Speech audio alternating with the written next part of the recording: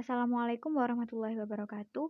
Perkenalkan, saya Andromeda Putri Herastita Anggipitasari, mahasiswi Universitas Islam Negeri Sayyid Ali Rahmatullah Tulungagung dari Fakultas Tarbiyah dan Ilmu Keguruan, jurusan Tadris Ilmu Pengetahuan Sosial.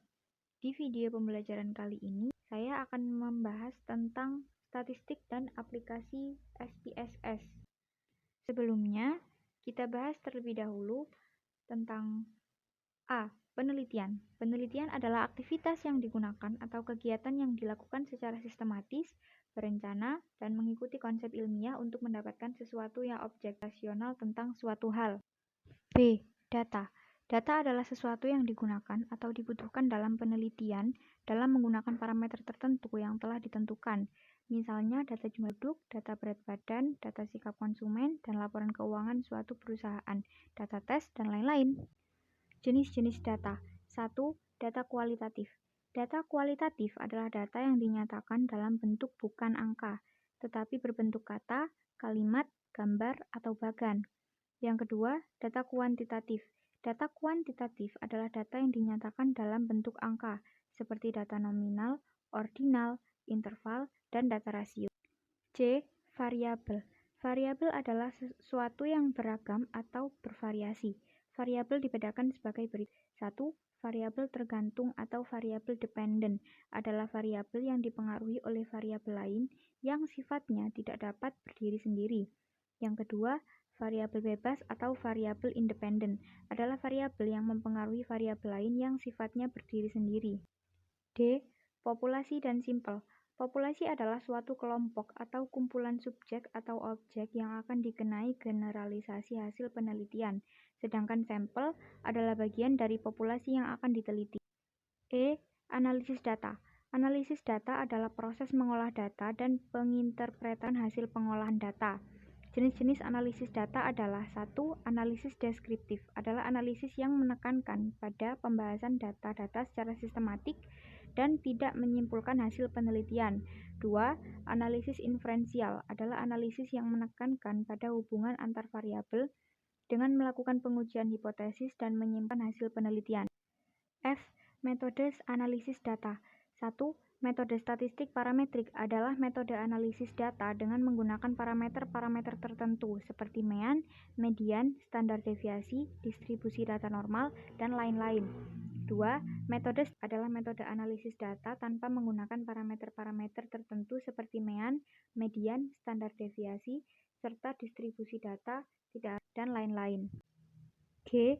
Hipotesis. Hipotesis adalah jawaban sementara tentang rumusan masalah penelitian yang belum dibuktikan kebenarannya. Hipotesis dinyatakan dengan kalimat pernyataan dan bukan kalimat pertanyaan. H. Uji hipotesis. Uji hipotesis adalah pengujian yang bertujuan untuk mengetahui apakah kesimpulan pada sampel dapat atau dapat digeneralisasi. I. Signifikansi. Signifikan artinya meyakinkan atau berarti. Dalam penelitian signifikan mengandung arti bahwa hipotesis yang telah terbukti pada sampel dapat diberlakukan pada populasi. J. Probabilitas. Probabilitas atau p-value adalah peluang munculnya kejadian. Besarnya peluang melakukan kesalahan disebut taraf signifikansi atau tingkat signifikansi. Jadi, taraf signifikansi bisa dinyatakan nilainya sama.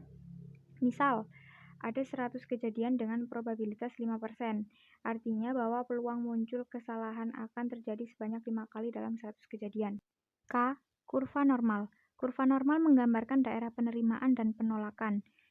L. Degree of freedom. Degree of freedom atau DF adalah derajat ketergantungan banyaknya observasi dan banyaknya variabel independen. DF ini digunakan untuk menentukan nilai kritis. Nah, selanjutnya sekilas tentang SPSS. SPSS adalah program atau software yang digunakan untuk olah data statistik.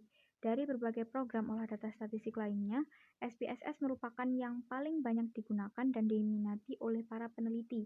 Dahulu, SPSS digunakan untuk olah data statistik pada ilmu sosial saat itu. Kepanjangan SPSS adalah Statistical Package for the Social Science. Tapi seiring berjalannya waktu, SPSS mengalami perkembangan dan penggunaan semakin kompleks untuk berbagai ilmu seperti ekonomi, psikologi, pertanian, teknologi, industri, pendidikan, dan lain-lain. sehingga kepanjangan SPSS berubah menjadi Statistical Product and Service Solution. Program SPSS dibuat pada tahun 1968 oleh mahasiswa Stanford University. Saat itu dioperasikan pada komputer mainframe. Pada tahun 1984, SPSS muncul dengan versi PC atau bernama SPSS or PC Plus. Pada tahun 1992, tercipta untuk versi Windows atau SPSS for Windows. Setelah itu, SPSS terus mengalami perkembangan dan dari waktu ke waktu mengalami perbaikan dan penyempurnaan dengan munculnya versi-versi SPSS for Windows seperti 7, 8, 9, 10, 12, 15, 16, dan lain-lain. Langkah-langkah pengolahan data SPSS. Setelah data diinput pada SPSS Data Editor, kemudian kita mencari alat analisis yang diperlukan, memasukkan variabel, dan lain. Kemudian klik OK. Setelah itu proses olah data dilakukan dengan sangat cepat, singkat, akurat, cermat, handal, dan muncullah output data. Analisis-analisis dengan program SPSS. Analisis yang dibahas pada buku ini lebih menekankan pada penggunaan metode statistik parametrik.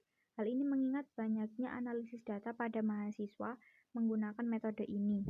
Oke, sekian dari saya. Semoga bermanfaat dan kalau ada kesalahan, koreksinya. Terima kasih. Wassalamualaikum warahmatullahi wabarakatuh.